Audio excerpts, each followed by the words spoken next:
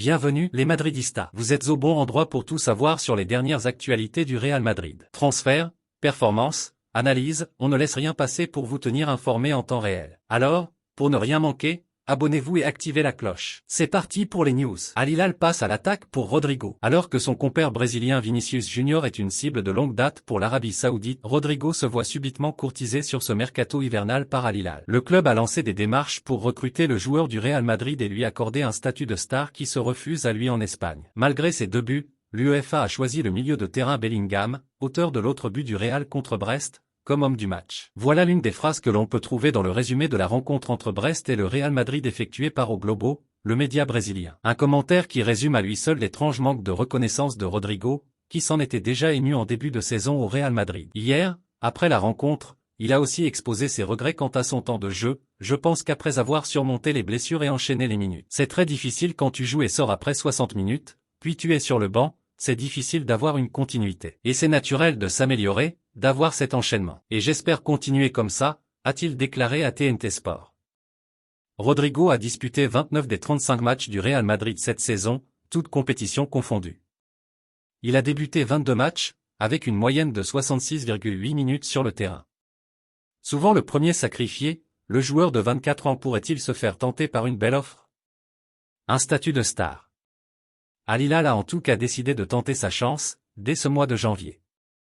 Comme rapporté par O Globo, le club saoudien a fait de Rodrigo sa priorité pour succéder à Neymar, qui a résilié son contrat et s'est engagé avec Santos au Brésil. Ces derniers jours, le club saoudien a pris des contacts pour connaître les conditions et les possibilités d'une négociation jugée improbable, peut-on lire dans le média brésilien.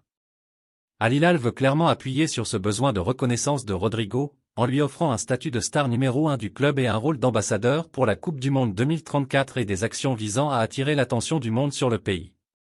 Reste à savoir si les arguments feront mouche auprès de Rodrigo. Et si le Real Madrid est prêt à ouvrir la porte pour son attaquant brésilien, sous contrat jusqu'en 2028 et dont la clause libératoire s'élève à 1 milliard d'euros. Surtout, il y a également la variable Vinicius Junior à prendre en compte, alors que l'Arabie Saoudite est également déterminée à recruter ce Brésilien coûte que coûte. Les deux dossiers ne seraient pas liés, mais on imagine mal le Real Madrid accepter de perdre ses 2 ailiers. La grande première inattendue d'Ancelotti en France, Carlo Ancelotti a mis fin à une malédiction inattendue en France. Le Real Madrid a fait le boulot. Hier, sur la pelouse du Roudourou de Guingamp, la Maison Blanche affrontait Brest à l'occasion du dernier match de la phase de Ligue de la Ligue des Champions. Une affiche inédite qui a finalement tourné en la faveur des Espagnols, les Madrilènes l'ayant emporté sur le score de 3-0 avec un doublé de Rodrigo et une réalisation de Jude Bellingham, de quoi terminer à la 11e place du classement et valider le ticket pour les barrages de la compétition.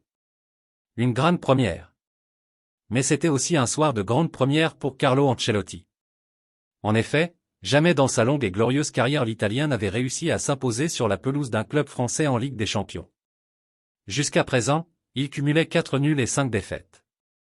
Mais il a enfin débloqué son compteur victoire avec ce joli succès. Une statistique pour le moins inattendue.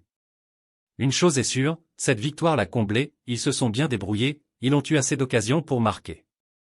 Ils ont bien joué. Le sentiment qu'ils dégagent est bon, j'espère qu'ils continueront comme ça au prochain tour. C'était un très bon match. J'ai vu une équipe sérieuse, qui a contrôlé le jeu, qui a bien joué et qui a formé un bon bloc. Nous repartons satisfaits. Nous sommes plus compacts et plus efficaces. Nous jouons très bien.